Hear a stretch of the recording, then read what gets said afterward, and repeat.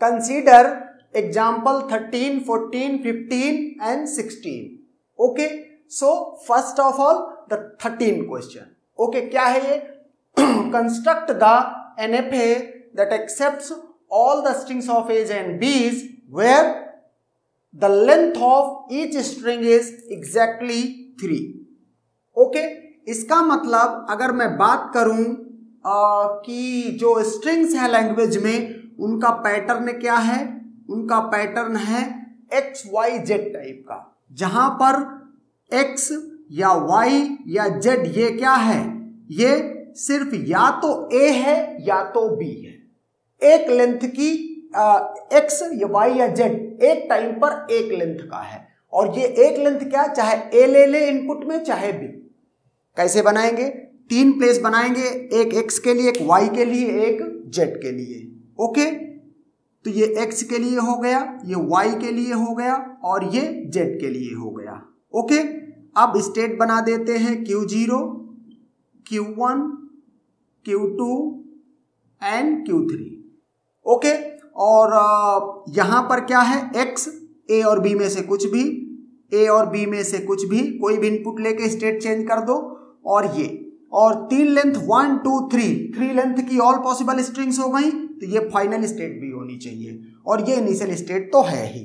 Okay, तो ये जो हमारा DFA है ये किसके लिए है? एग्जैक्टली 3 लेंथ की strings, all possible strings of a's and b, तो ये उनके लिए NFA है।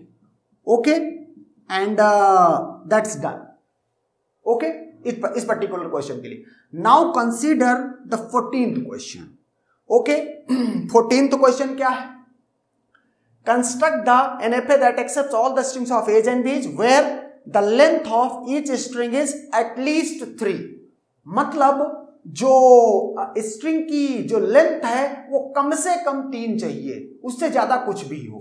तो बहुत ही सिंपल है, पैटर्न अभी भी यही रहेगा, बस थोड़ा सा चेंज है। ओके, X और Y ये तो A, B ही रहेंगे। ओके, लेकिन Z को क्या कर दें? Z को कर दें ऑल मीन्स Z को भी हम क्या करें? Z को भी हम A, B ही रखें अगर इस पर्टिकुलर पैटर्न के हिसाब से देखना है। लेकिन यहां पर इसके बाद क्या कर दें?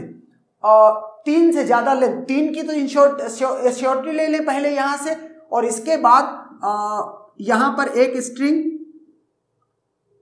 M एक स्ट्रिंग कर लेते हैं, और M क्या है?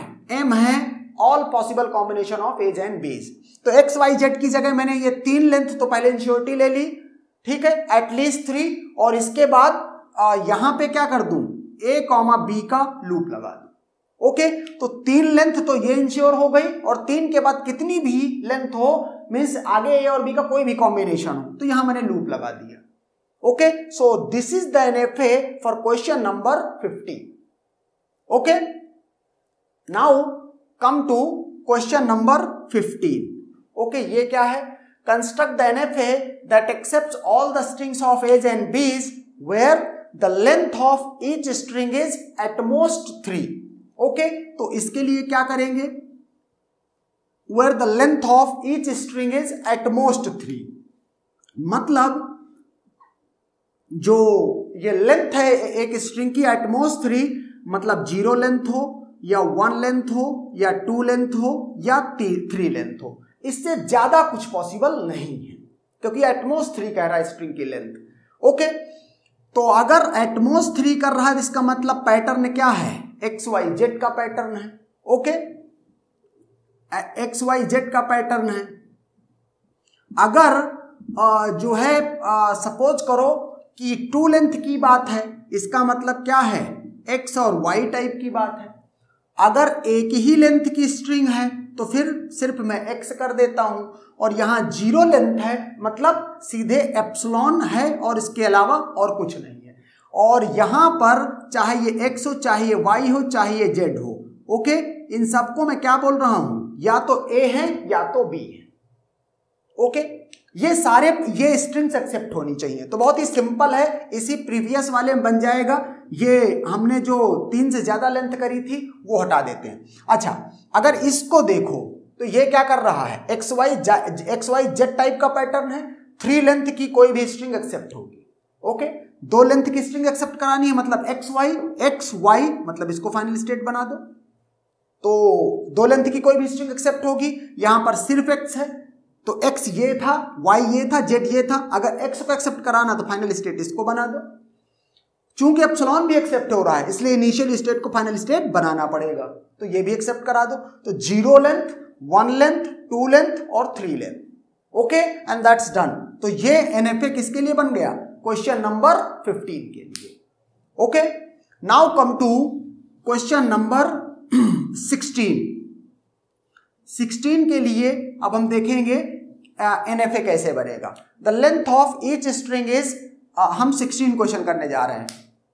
All possible strings of a's and b's where the length of each string is divisible by 3। इसका मतलब क्या है, mod of W is congruent to 0 mod 3। Okay, इसका मतलब ये हुआ 3 स्टेट लगेंगी यहां से। ओके, Q0, Q1 और ये Q2, ये 0 और ये 0। जहां पर ये 0 0 हो जाता है तो इसको फाइनल स्टेट बना देंगे। तो Q0 और इसके बाद क्या, A, B, Q1, A, B, Q2, A, B और ये A, B। So this is the NFA for question number 16। मजे की बात यह है कि ये क्या है, ये DFA भी है। ओके, तो ये तो मैंने बताया ही है कि by default every DFA is NFA। Okay, reason भी मैंने समझाया है कि ऐसा क्यों। ओके, तो एंड दैट्स डन।